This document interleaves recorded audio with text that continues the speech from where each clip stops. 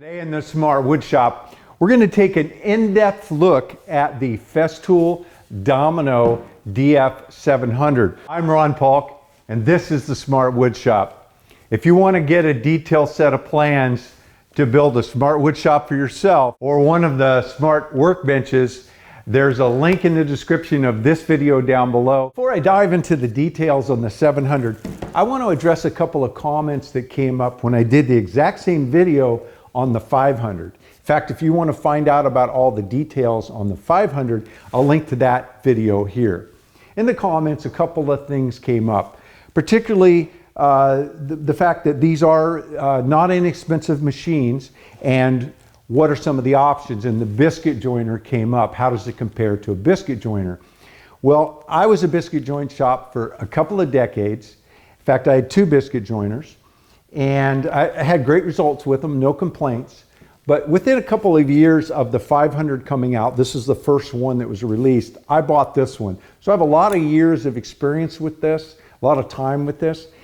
After I used this for a couple of years, I realized that I could quickly create a mortise in my 2 pieces of material and install a domino and move on, have a precise joint, have a tight joint, a strong joint. And I like it much stronger, much better, much superior than what I was getting with a biscuit joiner. So after a couple of years of using this, I never used the biscuits again. I ended up selling both machines. What do you get when you purchase the basic domino? Well, of course, you get the machine. You get a 12 millimeter cutter. That's actually in the machine right now. These other 3 cutters are optional, but I recommend you picking them up. It gives you much bigger variety of dominoes that you can use. You get the wrench for changing the cutter. You get this plate here. You get the power cord, and you get a very large sustainer. I don't have the sustainer. I don't keep them, so I can't show you that here today. The machine itself has a lot of green buttons. With Festool, that is your interaction with the machine. It's where you can do settings. There's a lot of them, so it might look kind of complicated, but it's really a straightforward machine. Again, it is making a mortise by having this bit plunge into your material and oscillate side to side to create the mortise. That's all there is to it. So everything else is about precision, about setting it up so you get that mortise right where you want it. 8, we've got a 10, we've got 12, and we've got a 14. That is determined not by any setting on the machine. It is determined only by the cutter. It's very easy to change the cutter. You take the wrench that's applied, and there is a lever right on. If you look down from the top of the machine, it's biased slightly to the left side of the machine, just left of the cutter. Push that up, and then the machine will separate. On the right-hand side of the machine, there is a button. This is a spindle lock. Then you can take the cutter off just by a light turn. Hold the spindle lock on and just turn the bit until it's hand tight, and then take the wrench and just snug it. Line up these 2 rods with the sleeves that are on the machine itself, and just slide it together, and you hear a click, and it's locked in place. The rest of the stuff is about aligning the cut that you're going to make in your material. I want to have this fall into the material, and most of the time I want to get as close to the center of the material as possible. That is determined by where this plate is set in reference to the cutter. So the center of the cutter to the bottom of this plate will determine where the mortise is going to be made. This one knob on the right-hand side of the machine locks it in place. And I will point out, the same on the 500, and I did not point this out, is the levers themselves. Really nice lever, easy to just snug it down and it locks it in. But if you find that the lever is kind of over here and in your way, you can pull out on them. They're spring loaded, and rotate it around until it's in a good position for you to tighten it down. 2x6 material, this is roughly 40 millimeters. I want to put the center of this mortise at 20 millimeters. There is a gauge on the back side, on the left-hand side back end, and a pointer, and you can set it right, in my case, I would set it on 20. There's an easier way to do it, I think a better way to do it on this machine, which is different than how I use the 500. There is a positive stop. It's on the left-hand side of the machine, right behind that gauge. It goes from 10 to 40, and all I have to do is determine again, in this case, this was 20 millimeters. I just set it on 20, and it doesn't really matter if it's exactly in the center. In this case, it'll be 20 millimeters down, and if I actually measure this material, it's not quite actually 40. It's more like 39. So I'm actually going to be biased a little bit down from the top, closer to the bottom by a millimeter. But it doesn't really matter, because when you make the cut, the plate that it's referencing from is always going to be cut from the same side. So if I'm down 20 millimeters from the top of this one and the 20 millimeters from the top of this one, they're going to line up perfectly. The angle of the plate. Most of the time when I'm cutting, I'm either at 90. That means that I'm plunging into the material, into the side here at 90. Or I'm at 0. In addition to 0 and 90, there's positive stops at 22.5, 45, and 70. So you can really dial it in anywhere you want along the way, or use those positive stops. The next setting is the depth of the mortise you want to cut. On the left-hand side of the machine, there's a scale. Move this pointer to the depth of the cut that you want to make. So if I'm using these 8x80s, the 8 portion is taken care of by the bit. The depth of the cut, because it's 80, if I want to have it so that it's half in one piece of material and half in another, 50-50, then I want to go half of that number. So 80, I would set this at 40, and now the cutter is going to come out 40 millimeters. There's also some presets for the depth stop that are really handy.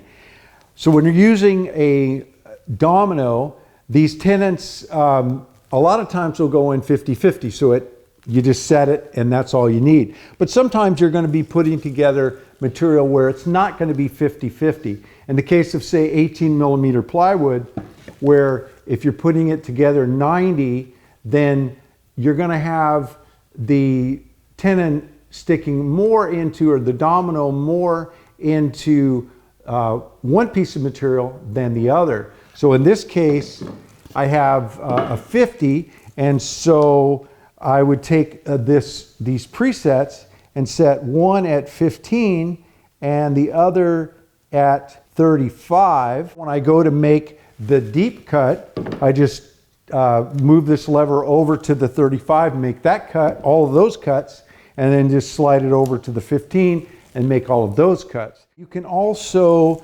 change the width of the mortise that you're going to make. You don't change that for different widths of dominoes. They're all the same. What that does is creates a wider mortise so that there's a little play in it. To do that, there's a lever on the side. You just flip the lever, and there's a little pointer on the top, and it shows you a wide. You flip the other way, and it shows you narrow. Now we want to determine where we want to put them along the material, and want it to line up. We're going to make 2 mortises, one on each side, and they need to line up. There are stops built into the 700 on the face here where the cutter comes out, and there's a green button on the right. You push that, and these 3 stops pop out. And then on the left, same thing. These are mirrored stops. Once I determine the one that I want to use, I push the rest of them back in. So in this case, from the center of the cutter to the edge of the outside stops is 50 millimeters. So if I want to use 50, I'll push the other 4 back in, and now I have the mirrored stops, 50 millimeters and 50 millimeters. Now they're spring loaded. You can push them down without them locking back in. So when I'm making the cut, in this case, this side here would mash out of the way, and then this side would butt in, and that would put the center of my mortise 50 millimeters from this edge. And then when I want to do from the other edge, then the other stop is already in place, and I butt up, this one will, is spring loaded, push down, and I can butt up next to that one, and then that way I'll get exactly 50 millimeters in from both edges, and then I can repeat it on the other one, and they'll line up. You can also not use those stops at all, lock them away, and there is a scale, a see-through scale on the top of the machine, and you can just make marks on your material. So in this case, I would mark, this is the surface I'm going to work from, and then I put them together, and if I make a mark, say right in the middle, then I can just line up the machine and put that scale, that hairline scale, right on that mark, make the cut, and then repeat it on the other side, and then they will also line up perfectly. And then on top of the handle is the off and on switch. Once we dial everything in, we got it how we want for our particular project, we can trust the machine to give us the exact cut over and over. But let's go ahead and make a couple of cuts and see how it works in practice. Okay, I've got the 10 millimeter part taken care of with the bit. I now want to set the depth that I know I'm going to go 50-50. It's an 80, so I want to go in 40 millimeters deep. So I am going to set up this stop on the left-hand side of the machine. I'm going to set it to 40, 20 in the window, lock that in. I want to come in from this edge 65. Now I don't have a stop at 65. I've got one at 50, so I don't have a stop I can use in this case. To the edge of the machine is 65. That just happened to work out. I wasn't planning on that. Second stop for this inside corner. When you're making your cuts with either one of the dominoes, you want to make sure that your reference point is off of this plate. And what I mean by that is if you're working on top of your bench, then if this plate is touching your bench, it's possible that you could be tipping in the machine, and it's really important that this is where you're squaring off of. So I like to, whenever possible, have my material actually hanging off of the bench. Now with 2x6, it's thicker, so it doesn't matter as much, but particularly with something like this, you start to get where you might get a little tip and not notice, and then your mortises will go in a little bit of an angle, and so you wouldn't get a good fit. So I just think it's a good practice to do your cutting off the edge of your bench so that you then will know that you can put your pressure on that and that the machine is sitting firm and flat against your material. With either domino, the vacuum is not optional. For the machine to function properly, you need to be extracting that dust. Let the machine do the cutting, don't force it, and keep your hands out of the way. So all I have to do now is slide up to that stop, this stop here. This one's going to press in out of the way, and I'm going to butt up right to this stop.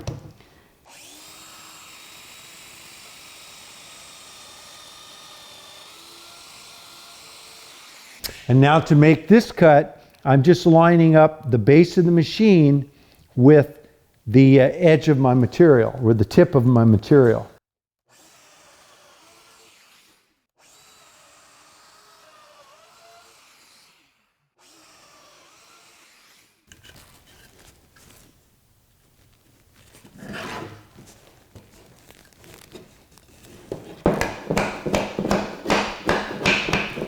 Absolutely perfect across the top, and everything is lined up and it can't slide back and forth. Of course, I would glue up in the mortises and glue the surface and clamp it all together. But you can see if I had, 4 of these mitering all the way around, once the machine is set up, I can make those cuts, over and over again, and then do my assembly and be confident that things are going to fit.